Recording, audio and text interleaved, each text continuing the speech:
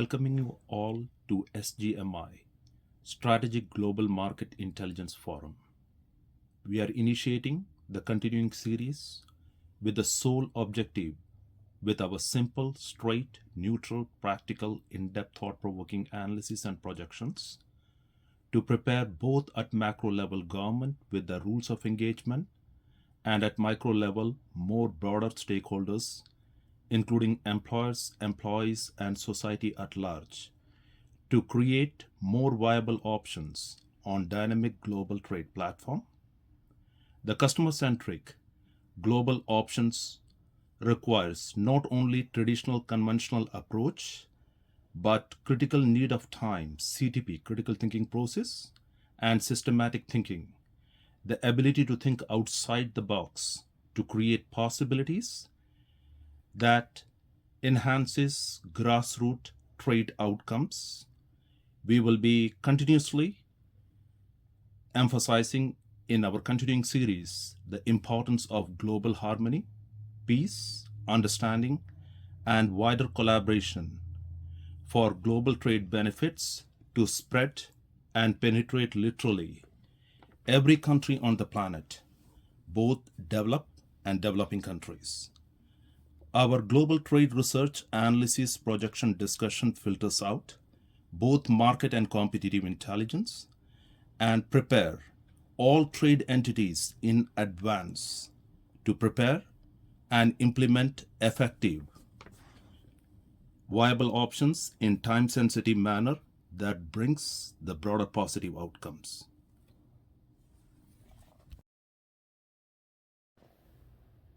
In our first SGMI, Strategic Global Market Intelligence Forum, with our in-depth analysis and projections, we are showcasing the most relevant, valid, and dramatic global trade topic, Trump and Tariffs. On Trump and tariff topic, the first integral part that we would like to discuss, the legality behind Trump administration tariffs. The strength that they try to draw through three U.S. Federal Legislation Act. The very first one, Section 232 of the 1962 U.S. Trade Expansion Act, that gives on national security and right now covering steel, aluminum, and copper. The second Legislation Act, Section 301 of the 1974 U.S. Trade Act, that gives the authority to the U.S. President to go ahead and the approach can be drawn both on tariff and non-tariff platform. And the third critical one on which Trump administration trying to draw universal reciprocal tariff had been drawn from the 1977 IPA, International Emergency Economic Protection Act. And that tries to bring right now a universal tariff of 10% the least. That 10% for those countries that has least trade import footprints, and the countries with which US has trade surplus gets 10%, but on reciprocal tariff it can go all the way to 20, 25, and the extreme bracket right now 50%, and we are getting two countries, Brazil and India. The optimistic outcome Trump administration expecting on reciprocal tariff, fair and equality on global trade platform. But it has been challenged in court, not only the validity, but because of the various global trade legislation and agreement in place. But at the very upfront, we would like to make it very clear, the Trump administration tariff are here to stay. Of the three legislation act that we had indicated, all court, even at the lower level, especially the appeal court, had supported Section 232 of the 1962 U.S. Trade Expansion Act, and also Section 301 of the 1974 U.S. Trade Act. So in short, what we are trying to indicate, the core industries like steel, aluminum, and copper on Section 232 had been drawn on national security, and those tariffs are going to stay. So any of this commodity entering into United States right now has a tariff bracket of 50%. So universally, it is going to stay when we are trying to trade with US. And the Section 301 of the 1974 US Trade Act also give the additional authority for the US government and especially to the US president to go ahead on tariff and non-tariff platform. So the appeal court had already supported this two legislation. So the one that happens to be right now in full play happens to be the 1977 IPA, which has a broader global implication because it is the one that is drawing reciprocal tariff and trying to bring literally every country on the planet to make a deal with the United States. And it is also trying to emphasize that there is no free breakfast. In short, anyone trying to do trade with US, they have to pay a certain price. And IPA, because of its broader implication, and from 10% to 50%, makes situation on global trade platform very, very critical, where not only governments concerned, but also multinational companies that tries to position product and services globally, they need to have a seriousness how the way they will be approaching not only the market, but the market cap, but also the profitability they are trying to draw at large. The multinational companies, before prioritizing and implementing viable option on Trump administration tariff, they would like to see certainty, stability. And here, IPA, in a very accelerated way, had moved to US Supreme Court. And once the judgment come, they can go in a much more assertive way, the correction that needs to be there, and the options that they will be trying to bring on global trade platform. So it will be a serious check the way they used to do trade, because now trade is not trade free. All the tariff is going to be adding up, and companies like the way we had addressed on our forum requires not only traditional conventional approach, we need to have critical thinking outside the box, because now trade going to have the added tariff, the valid question in front of multinational company. The additional cost, who going to pay? And if they are trying to throw it to the customer, already the customer on global platform, economically drained because of inflation and post-COVID scenarios and all, and it becomes very difficult. And the viable option needs to bring a kind of a balancing act that makes global trade intact. So in nutshell, what we are trying to emphasize, government at macro level and at micro level, companies with its employer, employees, society at large needs to be prepared. As Trump administration tariff to a larger extent going to stay. The first two legislation act well protected, so the third IPA will be also moving the way Trump administration trying to draw the outcome on an optimistic note. And here we need to really have viable options that can try to create possibility trade can be still on, and the benefit that we would like to draw at large very much happening. In our in-depth analysis and projections with 5 strategic core reasons that supports, strengthens, sustains Trump administration tariffs, we will not only draw the importance but also highlight the validity and broader outcomes on global trade platform. Also, the very relevant critical question, why Trump administration left with limited options to implement it in a time-sensitive manner. The first strategic reason, no second thought, reduction in US national debt. spiraling completely out of control, now reaching $37 trillion.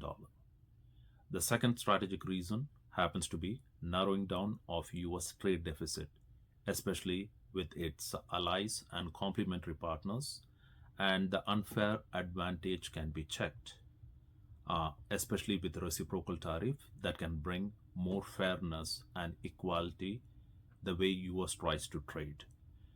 The third valid reason, if US want to be the dominant force on global trade platform, US dollar needs to remain the sole international trade currency. The fourth strategic reason drawn to counter and checkmate the alliance BRICS, a group of five nations: Brazil, Russia, India, China, and South Africa. The alliance not only challenging US trade policies and dominance, but also looking out for an alternative trade currency other than US dollar. The fifth valid reason to sustain US as the sole global powerhouse, Trump administration tariffs and its implementation will play a very important role. Now, let's elaborate sequentially each of the five strategic reasons, and we will be giving the in-depth analysis and projection that the reasons tries to not only support but trying to draw the outcome that they are planning with its implementation at large. The first strategic reason, reduction in US national debt, spiraling completely out of control, now standing at $37 trillion. Government need to address it constructively, because for the first time in US history, now servicing the debt annually more, and again the treasury bond that gives the balancing act now had been procured by China and Japan, trying to put it in a very sensitive scenario. And if the US national debt not addressed constructively and meaningfully, especially its reduction and elimination, the future, especially with the younger generation, that dreams, aspiration, everything will be crushed to a larger extent. So now the valid question, the Trump administration tariff, how the way it plays in the reduction of US national debt. It creates a strategic revenue pool, because once it comes into full implementation, you can try to say right now, on a monthly basis, it is easily bringing 200 to 300 billion US. Trump administration on the same, creating a permanent federal agency, External Revenue Services, that will make it sure that $500 billion strategic revenue pool happening on a monthly basis that can go significantly towards the reduction of US national debt. So the strength, not only the strategic revenue pool, the tariff also restricts import and give wider access to US goods from raw material all the way finished state to penetrate literally every market trade free. The tariff creates the strategic revenue pool, and at the same time, the import footprints, it checks and corrects towards fairness and positiveness, and also exponentially expands US goods on global platform, and the outcome strongly contributing towards reduction of US national debt. The second strategic reason, narrowing down the US trade deficit, not only with its allies, but also critical third partners like China and the Far East Asian countries. Now, if you can try to see the top three trading partners, that includes Mexico, China, and Canada, the trade deficit's very much widening up. And the unfair advantage as US dollar remains strong on exchange rate. And when you try to see from Mexican peso to Chinese yuan, to Canadian dollar that happens to be at a lower rate, and if it is not brought under check, it will completely eat into the US trade and can create and widen the trade deficit. So, what it is trying to bring with its implementation, it is trying to seriously correct the import trade footprints and trying to showcase that there is no free trade and correction needs to be there. And that calls for the reciprocal tariff from universal 10% going up to 50%. So it brings the timely correction before equality and fairness can be drawn.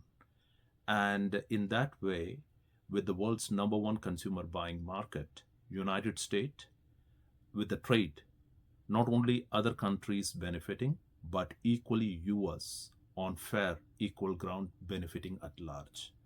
So it brings more or less the trade deficit to a balancing level that becomes much more complementary. So one valid question comes out, hey, with its implementation, how fair it happens to be? Because it looks like one-sided. All goods entering into US ranges from universal 10% to 50%, whereas American goods enters market literally every country without any tariff. Trump administration tries to position it the much needed correction. Before fairness equality can be brought, the unfair advantage that has been taken, uh, the tariff implementation can correct that position. And in that scenario, the widening trade deficit can brought to a level that continuously churn out surplus, and that is where US can gain the ultimate dominance on global trade platform at large. The third strategic reason, the tariff position US dollar as the sole international trade currency. It is very important that USD remains as international trade currency for US dominance on global trade to continue. Because if you can try to see in the last 2 to 5 years, there happens to be serious threat and consultation coming out where they would like to see an alternative platform to US dollar. And that can be from crypto to alliance trying to bring a common currency that can seriously threat the US dollar global positioning. So the tariff makes it impossible for this alternative platform to emerge. And at the same time, central bank around the world to procure US dollar as the reserve currency, and that dominance can prevail to a larger extent. So the tariff implementation makes it as simple, not only for governments around the world, but also multinational to do global trade and to gain the real global value. US dollar remains the sole currency that gives them the strength, momentum, not only for growth, profitability, and market cap at large. The fourth strategic reason drawn on the exponential growth and global trade dominance challenge coming from the alliance BRICS. The acronym stands for five nations: Brazil, Russia, India, China, and South Africa. If you try to see at grassroots trade level, Brazil, Russia, and South Africa happens to be the world's leading supplier base, whereas China happens to be the world's number one manufacturing base, and India settles with the world's number one consumer base. So the five country, if it comes an integrated position, has all the might, like the way it is projected, by 2050 can single-handedly control 65% of the global trade dominance. So, what we are trying to say in the last 2 to 4 years, it's not only adding members from literally every part of the world, from every continent that's eager to do business with BRICS, but it is also trying to displace US from the global trade dominance by trying to create alternative currencies and trade policies, seriously threatening US global trade position. So the strength the tariff implementation can bring at grassroots level, you can try to see all the five countries on reciprocal tariff. Each one get different tariff hits. Russia already under sanction, it takes a while, so there is no way they can get onto international trade.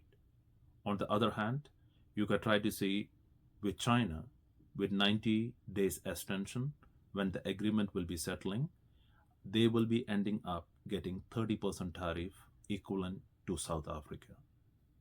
And on the extreme tariff end, Brazil and India settles with 50% tariff.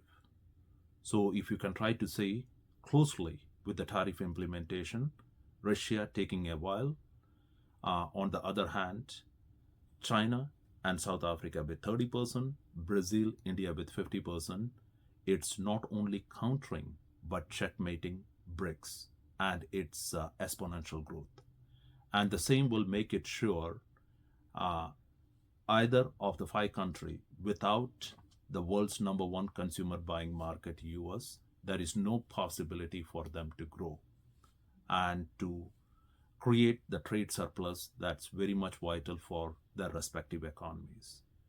So the tariff implementation strongly address the exponential growth of BRICS, not only countering but checkmating and ensuring that US remains the global dominant powerhouse when it comes down to trade and the broader implications.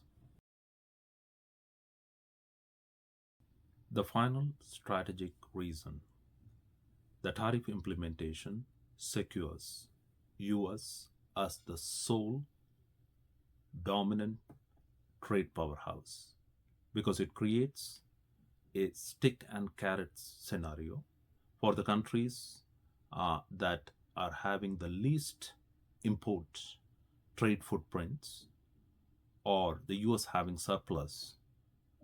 They get the carrots. In short, the universal 10%, and they will be getting a fair access to US market. And on the other hand, countries that have serious trade import footprints in US trade and that creates deficits are getting stick. In short, they get more than 10%, can go up to 50%. So it creates a scenario and a kind of correction check towards equality and fairness on the long run that requires immense patience, but it settles down a scenario that trade with US is not going to be free.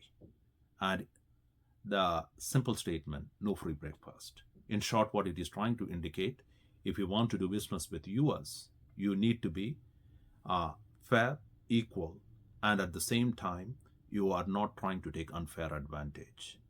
So the tariff implementation scenario creates uh, a kind of scenario and settlement that it will be continuously moving towards surplus and the trade restriction, and on the other side, the export access to US trade market will make it sure US remain as the global powerhouse.